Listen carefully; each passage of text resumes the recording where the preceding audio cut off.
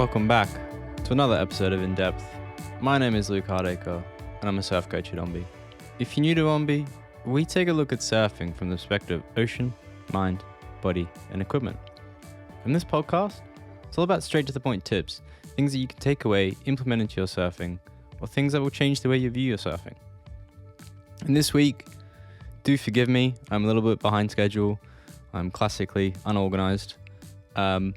And there is a bit of a storm blowing, so if there's any wind or rattling in the background, I've tried to eliminate it as best as possible, but hopefully it doesn't come through. I think I'm tucked away in a hallway and a cupboard, trying to block out as much noise as possible. Anyways, let's dive into this episode.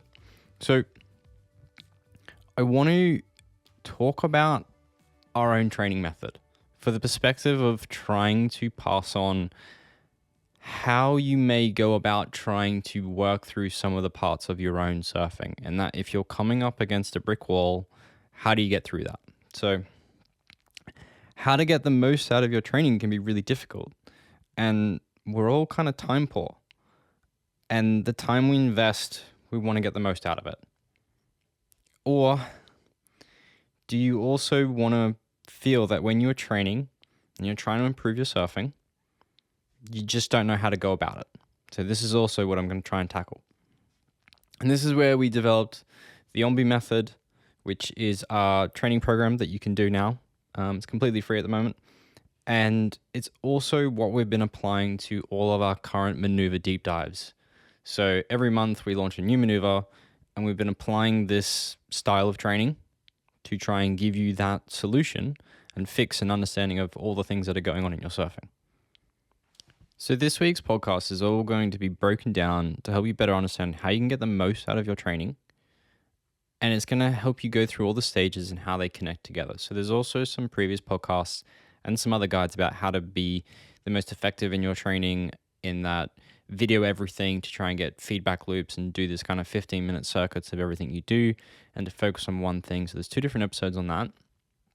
And then this is kind of the methodology in that how we apply our training when we want to coach someone or when we're doing this with our online programs. So there's 6 key pillars to it. And these are all designed to help you break bad habits and cement those new skills. Now, bad habits, really just anything that you don't want to be doing, the way you move improperly, flailing arms, looking in the wrong spot, things like that. But it starts with theory, knowing and understanding. And then we need to break it down with the OMBE lens, which there's a whole podcast episode about that. But then we need to move into the skill development, both land and in the water. This is your actual training. And then we want to add on the trigger words and pattern interrupters. And these are the things that help you make it happen, things that make it easier to think about. There's a whole other episode on that. And then it moves into finding the feeling, which if you've never felt it before, how do you find it? Only a surfer knows the feeling, but what the hell is it if I've never felt it before? And the final thing, which is where most people get stuck, and that's turning fear into fun. So does it have to go in this order? No. But it doesn't help to have the knowledge and understanding first before you head into any land-based surf training. If you can understand why and what everything is, it's going to help you. So everything after that helps break those bad habits or improves the learning experience, or it can identify why you may or may not be getting it. That's it. So why is theory so important then? And simply put, if you're doing training, practicing the drills, or working on anything, but you don't understand why or how this all connects, you won't learn much from it. And you're not going to put your best effort into it. This comes back to the whole unconsciously incompetent, consciously incompetent, consciously competent, and unconsciously competent of skill development. That's a bit of a mouthful, but there's a whole other episode on that as well, which is really just that you're unaware or aware, or do you have to think about it or not? And then the other side of that is, can you do the maneuver or can you not? So you can read the full breakdown of that within the guide, or you can go listen to a full episode on that as well. If you also understand the movement or training on a fundamental movement level, so how you move your body, you can feel and understand a good and bad movement to find the sweet spot. So you can understand, does this feel good? Does it not feel good? If I make this change, does it feel better? So we learn through play, but if you don't know or are missing some of the pieces, You're making a puzzle without the original image. It's going to be a lot harder and a lot slower. And then also getting to finding that feeling is going to be really difficult, so you don't really know what you're searching for. With the next step being the OMBE lens, I will give a very brief view of this because there's a whole episode about it. But you can apply it to anything in your surfing, and it's just a quick way to make sure you pay attention to the right things in the right order. So you always want to be observing and responding to the ocean first. If you don't look at it and see what it's doing, how do you know how to play in it? Then you need to make sure you know how to do the maneuver and calm the mind. So this is your theory and just relaxing, removing tension. Get out of your head. And this is then followed by relaxing the body and allowing it to move freely so you can send the right signals to your board. If you're all tense, anxious, anxiety, you're not going to move very well. And finally, your board is going to either amplify or mute the responses to your movements. From here, it's a case of picking the right board for the right job. So an example of that is if you're trying to work on your cutback or you're trying to work on speed, both of these come from the same thing. And if you're racing out into the shoulder, you're stuck kind of in a mindset of fear or excitement or anything that's causing you to race ahead. And then when you want to go and do something, it feels bad because you're in the wrong spot. You haven't paid attention to the O, or your M is sending you to do the thing that you don't want to do, where you want to kind of be calm, relax, look back at the pocket, sit in the pocket, and then try and apply your cutback there. Skill development is pretty straightforward. It's all about learning the skills and breaking them down into stages so you can build up the reps and work on that muscle memory to develop good habits. This is best started with work on land, which takes away the stress of the ocean and gives you a chance to play with the movement and very quickly work through it at the initial stage. Doing training only in the ocean reduces the time you have and the chances you get to work on it. Doing groundwork on land first works out the basic kinks within 10 to 30 minutes to start properly working on it. You need to kind of start figuring it out. How does it go together? How does it happen if I change this? What happens here? Eventually, as you keep progressing on land, it's then a case of how do I translate this to the water? How do I recapture that feeling? And this is the hard part, as now the scenario isn't so easy. It's not as replicatable. You can't just quickly go again and again and again. Then it's also up to the waves, the conditioning, what's going on with you. But not every skill has land-based training versions of it. And not every skill is going to have a water-based version, although ideally they all will. But the idea is that there's different things you can work on land and water both, or just one or the other.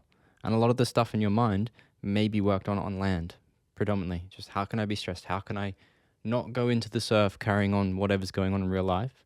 And then when you're in the surf, it's like, how can I feel that speed? How can I get more from the takeoff? How can I feel a better line? How can I go up more vertical? And some of those things are land and water based. So if you're working on something unique to you, break it down into parts. Look at it and see how you can break it into a fundamental movement and then how you can work on that movement on land first. How can you recreate the feeling, or how can you play with that feeling? Sometimes it's obvious with practicing maneuvers on a skateboard. So if you want to take more tighter lines, more vertical lines, it's definitely something you can work on with a skateboard. It's the same principle of using your eyes and guiding where you're going. And for others, it's not going to be so obvious. So you've got to try and work through that. This is obviously where our training programs come in, but this here is me trying to explain how you can apply some of this to something that may be unique or a unique problem that you're having that you're trying to work through right now. When you do get to the ocean, it's then how you can best break the old bad habit and create new habits. And this is what's really tricky. A lot of us are stuck in patterns. As humans, it's how we respond to things. We want patterns. We want things that always kind of work the same, and we default to a lot of this behavior. And this is where most people get stuck. And this is when we move into the whole trigger words and pattern interrupters, which is, to me personally, some of my most favorite styles of training, and I guess how to help people and change things in their surfing. There is a full episode and written guide on this. It is episode 2. But a trigger word, I'm going to glance over all this, is just a word or phrase that connects movement and trains the brain to respond and act based on that movement. So it simplifies the process and quietens the mind while also helping train the muscle memory and connecting it with the neurological pathways connected to that movement. The general idea is to come up with your own that connects or means something to you. If it has no meaning, it has no power. So a trigger word to me works for me because I know exactly what that means, but you need to come up with one that connects to you. So sometimes that may be exactly what I use, or it's going to be something that you come up entirely different. And then a trigger word can also be a pattern interrupter. But a pattern interrupter is typically something you do to reset and stop falling into bad habits. So this can be something like touching your face, resetting your stance, or opening up your shoulders. Anything that resets how you do a movement and sets a new baseline of start from this rather than carrying on autopilot and making the same mistakes over and over again. Again, the most connected these are to you, the more powerful they're going to be. As the saying goes, only a surfer knows the feeling. But if you've never felt that, how the hell are you going to find it? How do you know what that feels? For most surfers, this comes down to playing with the movement and trying to move more efficient, doing V analysis, and asking how can this feel and look better?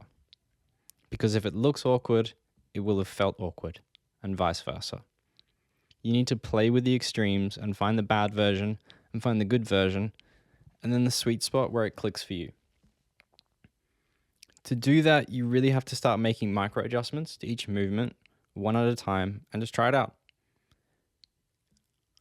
Go out with the attempt of experimenting, finding the feeling, not completing your turns, but fail. Like, go out and do a big cutback where you completely fall over and feel like, how did it feel for the rails to be engaged? Were they really engaged or were they kind of just half engaged? And was I surfing flat? These kind of are questions that you can work on and be like, okay, so I felt this when the rails were flat. Okay, so maybe I wasn't moving right. When the rails were really engaged, what did I feel then? How did the board move? How did I move? And then what happened? It's this constant chasing, kind of a, do you want to say a carrot on a stick? But you kind of keep chasing this curiosity of how does this feel and how can I make this better? In that we always kind of want to feel more, have more fun, and this is where it comes from. And if we keep doing the same things over and over and over and being stuck in these old patterns, we're never going to really improve it or see anything. And the final step to this, which is obviously where most people get stuck and they don't realize that this is what's holding them back, is generally fear, anxiety, or something similar. It can be crowds, boards, uncomfortable, stress, things at home, work, whatever it is. So to move past it, we need to face it. But to be honest, an easy way to conquer it is instead to find a way to enjoy that fear, to turn the hesitation to a full send or commit. It's taking the moment to think about what is holding you back from having a go or committing. What would it be like for you just to do it and not think about it? Or if it was someone who did it, what would they do or think? Quite often that response is they don't think, or they just see potential, or they just think positively, like have a go, maybe, see what happens, anything like that. That's not super helpful when fear is loud. So you need to hack your brain. Learn to be comfortable falling, not to be afraid to waste waves and enjoy the process. There's a whole bunch of different podcast episodes kind of diving into that. And this is also something we go into with our training programs. But it's the hardest thing you're going to do in your surfing is to change the way you think and to block out your fear or whatever is holding you back mentally. So there's a couple really good examples of dealing with this and just getting into the mindset of kind of pushing yourself forward and committing. And the episode of improving the consistency of a pop-up, I talk about how you can make different noises with your mouth, and you can do a full body sigh, or you can stick your tongue out and kind of make the most obscene noises. When I did that podcast, someone wrote a comment being like, it'd be really good if you like told me what this sounded like. I didn't want to record it, but I will for this. It's kind of just me sticking my tongue out and going, bleh. It's a very toned down version. Sorry if you're in the car with this loud or earphones, but I will do that really loud and for quite a bit. And it's just expressing this positive energy. And my body kind of says, go, go, go, go, go. And I don't see signs or any like red flags or red lights. It's just green light, go, body wants to run. The full body sigh of like, relaxes you. If I feel pressure, if I feel tense, if I feel like I've kind of got a weight on me in some metaphorical way, that is a really good way for me to just be like, I don't care. I'm just going to go and do. My body knows what to do. My mind knows what to do. Just do it. And it's a trick for me to cut that out. If you also then have that uncomfortable moment of waiting for waves and your mind is running rampant, it's how can you distract and calm yourself from worrying about the event that may happen? Generally, the fear of what may happen is worse than what actually happens. That's something you need to go out and feel, experience, the fear of wiping out, going over the falls. And then when you actually do it, it's not that bad. You relax, you wait for it to let go, and then you swim up. Either way, each time, it's going to be really unique to you. The conditions and what you're trying to work on. Just take the time to minimize that fear and make that a fun experience in whatever way you can, because we learn best when we play. So bringing all of these 6 steps together, you can generally apply them to anything you're surfing to work on. Sure, the skill development and theory may not be obvious at first, and that's why we have our training programs. But if you work through the OMBE lens, observe other surfers, and apply these steps, you can begin to understand how to get the most out of your training or how to keep creating new training for yourself to work on. When you do apply this to your surfing, remember to break it down into steps. Make it easier for yourself. Find the easiest way to learn it by focusing only on one thing at a time. And relax when you train it. When you go out into the surf, it's all about relaxing, having fun. Be comfortable, enjoy it. If you allow yourself to start training and you have the capacity to work on things without bringing in stress and anxiety, then you start training in the surf as well. So I want to know, has this helped explain how to get the most out of your surf training? There's a couple episodes now, you're kind of combining them all together. Has it given you a set of steps to work through whatever it is that you're working on? Or have you been doing the OMBE training programs and loving the approach that we have? If you're interested in starting our training programs, you can start a free trial. The link will be in the description in the show notes. I'd love to know. You can reach out anytime. You can either message me in the app, you can send an email to info@ombe.co, and also in the show notes you will find that there is an episode suggestion.